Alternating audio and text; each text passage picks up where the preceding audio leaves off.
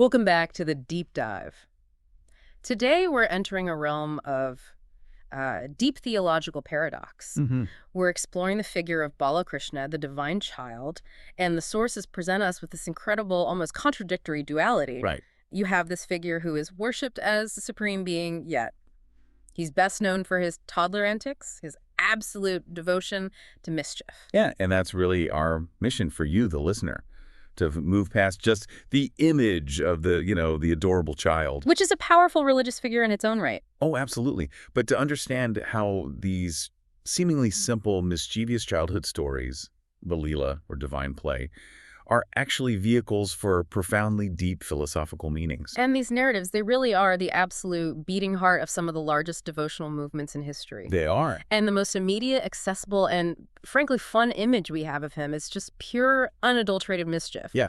If you know one thing about Bala Krishna, you know him as the butter thief, the tiny toddler crawling through Gokulam, always escaping with a handful of stolen butter. It's the ultimate iconographic image.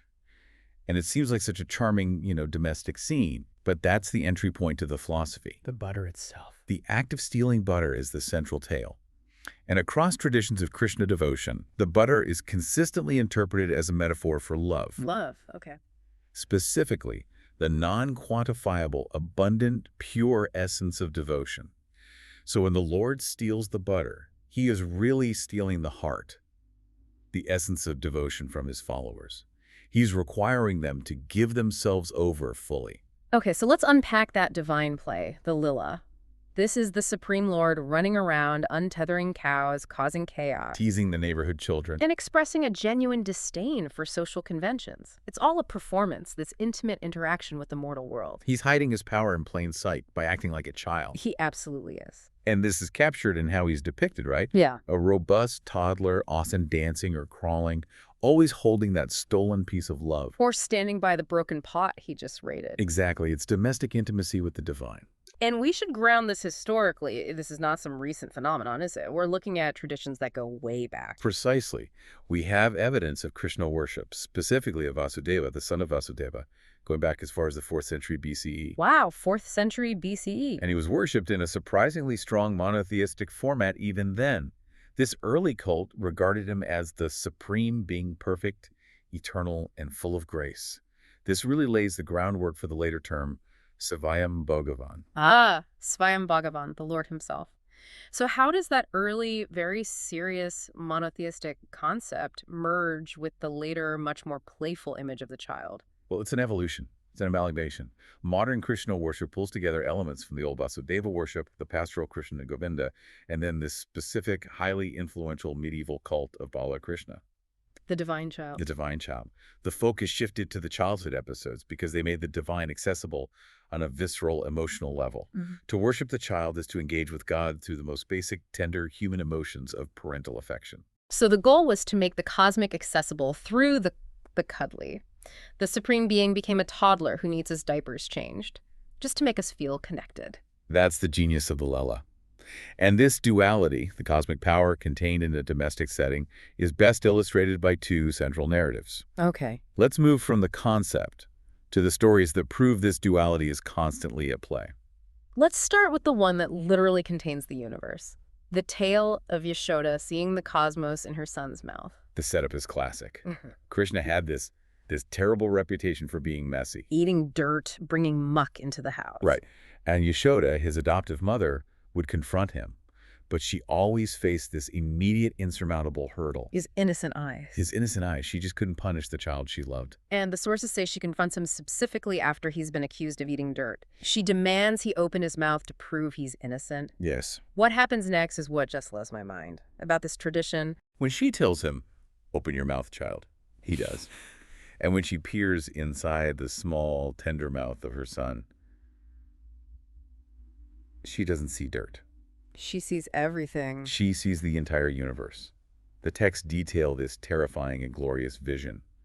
The moving and immovable objects, the heavens, the 8 quarters, all the mountains. The 7 oceans. The stars, the planets, and the 5 fundamental elements, earth, water, fire, air, and ether. the totality of existence, all of creation, contained within the body of her toddler. I mean, if you found the entire cosmos inside your kid's mouth, I think you'd stop focusing on the dirt pretty quickly. You think so? That must have been the ultimate overwhelming revelation of his true Swayambhagavan nature. It was, but this is where the philosophy of the Leela gets really fascinating. So the ultimate reveal, yes, but Krishna does not want that knowledge to interrupt the play. Ah, So immediately after, he envelops her in his Maya. the illusion. Well, we can understand it here not just as cosmic illusion or deception, but Mm-hmm. more like a veil or a screen designed to protect the immediate human relationship. Wait, so the Supreme Being is actively hiding his own divinity so his mother can continue to scold him. Yes. That completely reframes the purpose of cosmic deception. Why is that innocence prioritized over universal truth? Because the entire premise of his time in Gokula relied on the cowherds being able to interact with him purely out of simple earthly affection. I see. If Yashoda and the others fully grasped that this child and his elder brother, Balarama, who's often identified with the cosmic serpent Adishisha, Right. were divine beings, they couldn't possibly raise them as family. That innocence, their simple attachment, it was too beautiful to be sullied by the full, terrifying knowledge of his godhead, So he allowed them to retain the sweetness of domestic love. which is a powerful form of devotion in itself. He traded cosmic clarity for emotional connection. That's a deep dive right there. Okay, now for the second classic story, where the punishment itself is the mechanism for salvation. This is the tale of Damodara, or one tied by a rope. We move from that cosmic vision right back to a purely domestic scene. Yashoda was busy churning curds. A task she often did herself. Yes, and Krishna, hungry and impatient, interrupted her work. To try and curb his endless mischief, she tied him to a heavy wooden mortar. She thought this would contain him. So the punishment was tying him up. What was the hidden divine purpose behind that rope? The sources say that Krishna, though tied, dragged this incredibly heavy mortar between two immense twin Arjuna trees standing in the courtyard. Okay. And when the mortar jammed between them, he gave a mighty tug and caused the two great trees to fall, roots and all. And I'm guessing those trees weren't just landscaping, were they? They were not. They were actually the sons of Kubera, Nalakuvara, and Managriva, who had been cursed by the sage Narada to be born in that inert form because of their arrogance. Ah, okay. By making the trees fall, the two brothers were delivered from their bondage. So what looked like a mother punishing a naughty child was actually a cosmic act of liberation. So the punishment became the tool for salvation. And all of this was happening while the people of Gokula were living under this constant external threat. That's right. It's easy to forget that during this entire period of divine play, Kamsa, the tyrant king, was obsessed with finding and killing the child. That's the backdrop to everything. Kamsa was relentlessly sending powerful demons. We hear of Putana, the nurse demon who poisoned him. When the child killed and then her body emitted a divine scent. Yes. And Shekatasura, the cart demon, and Trinavarta, the whirlwind demon. The people of Gokula could never rationalize how such a small child could perform these incredible feats. They just thought it was luck. They attributed it to luck, never truly connecting the dots to his identity as the Swayambhagavan, the supreme being, who had specifically taken birth to remove the burden of evil. This constant tension between the domestic child and the invincible God sets the stage perfectly for the ultimate philosophical takeaway. It does. We know Krishna later becomes the mentor in the Mahabharata, the source of the Bhagavad Gita, but it's these childhood tales that truly establish the central path of devotion, bhakti. Indeed. The Bhagavata Purana, which is the definitive text on this, dedicates vast sections to emphasizing bhakti marga, the path of devotion, as the primary way to connect with the Lord. And it's a revolutionary concept. It is, because it assures the listener that simply listening to these stories, singing praises, or just holding the image of the Lord in your heart is itself a pathway to salvation. So the old paths, the karmakanda, they required intense effort, arduous asceticism, detailed rituals. And sometimes great personal suffering, yes. And now suddenly we're being told that liberation can be found just through intense focus and emotional connection. That is the powerful, democratizing, and revolutionary heart of bhakti. The focus shifts from external action to internal emotion. Yeah. And what is truly counterintuitive, what's astonishing, is the teaching about the unconventional path to mukti, or liberation. Okay. The idea is that the end, the constant, intense, nonstop thought of the Lord, is fundamentally more important than the emotional means used to achieve that focus. That sounds dangerous. It sounds like intense negative emotion could be just as spiritually effective as intense positive devotion. How could that possibly lead to liberation? The examples in the sources are meant to challenge our understanding of what constitutes a relationship with the divine. So the gopis, the cowherd women, they attain mukti through their passionate, all-consuming desire for A Krishna, longing that fixed their minds on him. wholly on him. The Yadavas, his kinsmen, they attain mukti through simple family affection. Okay, those are still positive emotions, but what about the path of fear? Now we consider the villain, Kamsa. The king was so consumed by his intense fear of Krishna knowing the child was destined to kill him that Kamsa literally thought of the Lord day and night. He saw him everywhere. He saw Krishna in his food, heard Krishna in his sleep, envisioned Krishna in every shadow. That perpetual, total absorption motivated by consuming fear and hate ultimately fixed his mind so completely on the divine that when he was killed, the sources suggest he attained mukti. Wait, so hatred and fear, when intensely and constantly directed at the divine, can be just as effective a path to liberation as pure love and devotion. That is the ultimate paradox. The Supreme Being offers salvation even through the vehicle of one's own worst enemy. It is the deepest takeaway.